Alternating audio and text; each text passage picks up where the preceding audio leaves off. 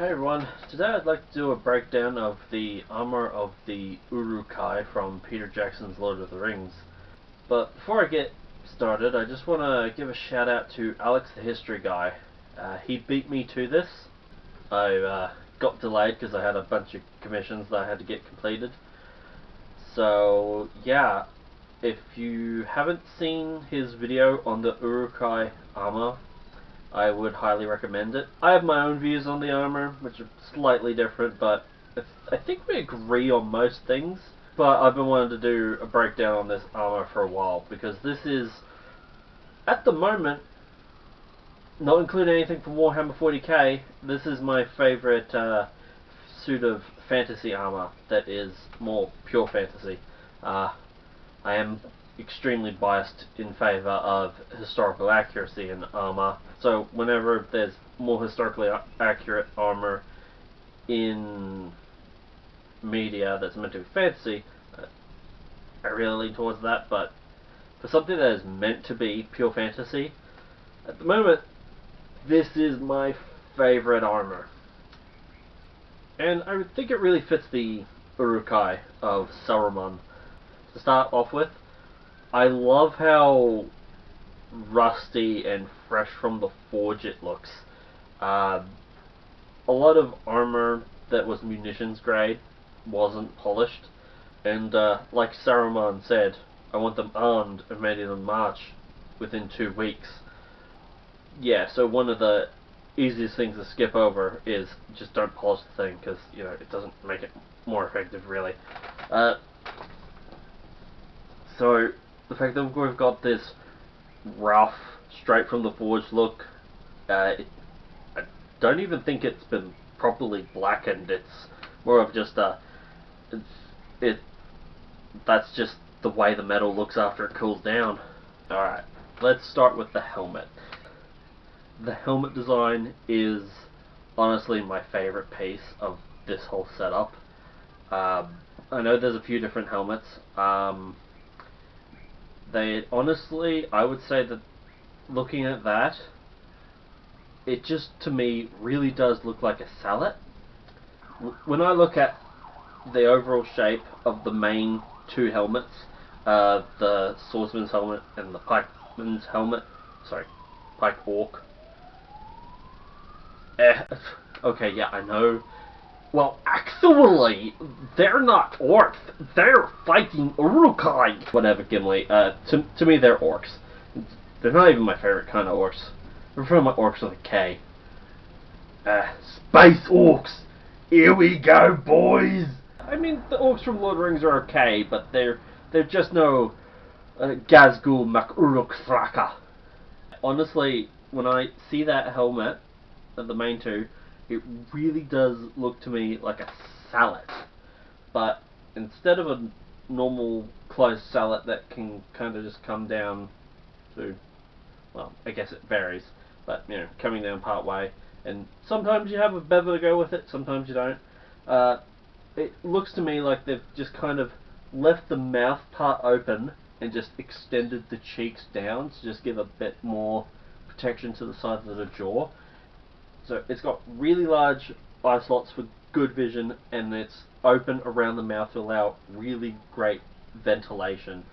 Honestly, I think, unless you were in a situation where you needed maximum protection of a closed helm, that would be a good compromise between, sight, ventilation, and protection.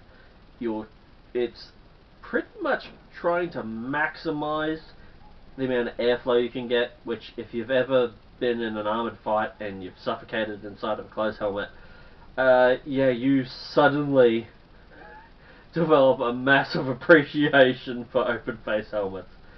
Now, a lot of people would look at that and go, oh, it's got this huge opening at the front where you could just get stabbed or take an arrow.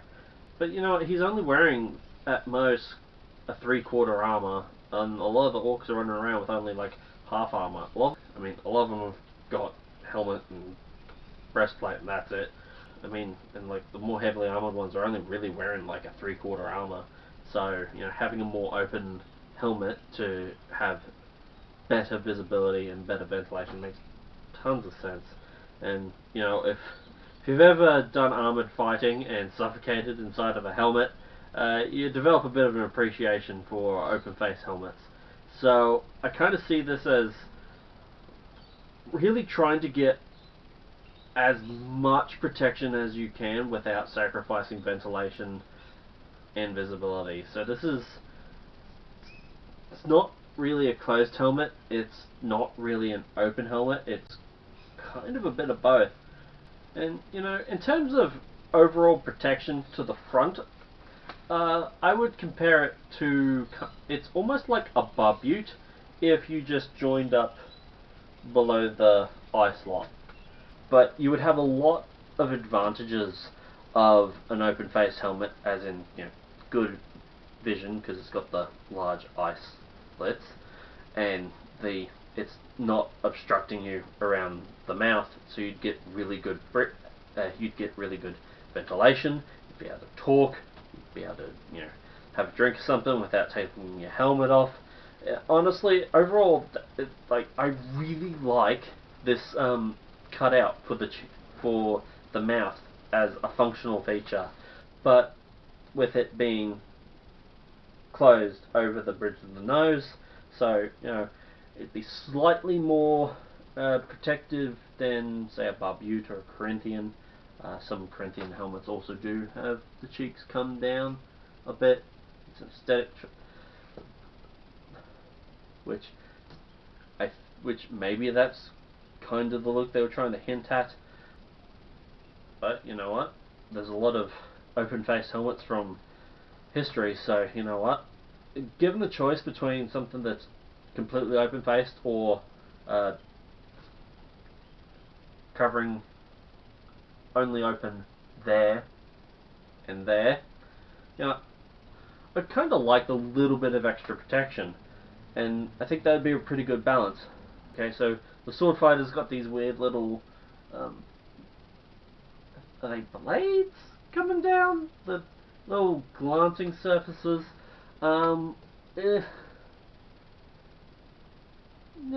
Anything coming down hits the side of the helmet. It's got a glancing surface.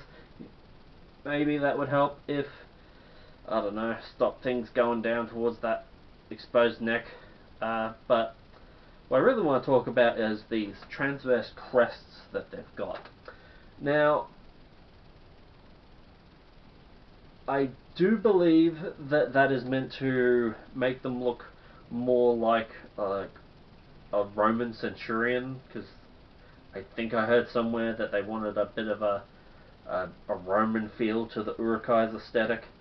So that's why they got the transverse crests. Of course, these also pop up on ancient Greek helmets, but those are made of like horse hair or feathers and stuff. They're not solid steel. However, some late Roman helmets do have a inline crest that's a sheet of steel, and of course the more famous example that you might be familiar with is a Morion. Or think of it as like a conquistador late Spanish helmet with the crest in line with. So while it's not a design choice I would go with, cultures in history have had crests made of steel on their helmets. But again, jumping back to the Romans, there are some Roman helmets that have a reinforcing bar that almost becomes sort of like a visor coming out at the front of the helmet. These are normally quite small, but there are some examples of cavalry helmets where it becomes quite large, and maybe not as big as these transverse crests on the Uruk Hai helmets. And of course, there's always Japan. Whenever I start doing these breakdowns of armor, I always seem to forget that Japan was a thing. Yeah, they've got all kinds of stuff. Japan's gonna Japan. Though, yeah, okay. Oh, I can have a field day with this. Okay. Yeah. Now, I know a lot of these, and yes, I know that a lot of the Japanese stuff is made of paper mache, and if you actually tried to hook them with it, it'd probably break off, but, yeah, I'm not a big Japanese armor guy. You know, I just know there's people out there who are just gonna be like, oh, that armor is so bad because it's got a crest and someone could grab it. Well, to be honest, true, that crest is not a design choice I would have personally went with. But you know, you do get things like Morions, but you know, those are straight forward and back. And I wouldn't have designed those either, and you know, there they are. So unless those crests come off easily, if someone tries to grab it or hit it, you know, that's not a design choice I would personally go with. You know, weirder things have been done for aesthetics in armor, and you know, some people might criticize it as like, oh, if they had a winged spear or something, because you know, something like a winged spear or an axe or halberd, maybe you could hook their helmet or something. Maybe the helmet could get caught on something, so, you know, but you know what? People in history have put some pretty weird things on their helmets, so, you know, not a design choice I'd go with, but, you know, people have done weirder things.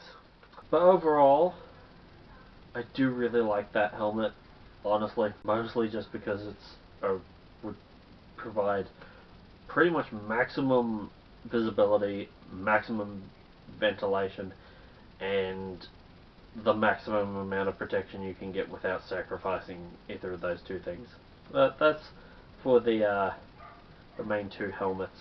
After that, the Berserker helmet, preferably the version without the crest. It's, you know, it's quite wide across the middle. You know,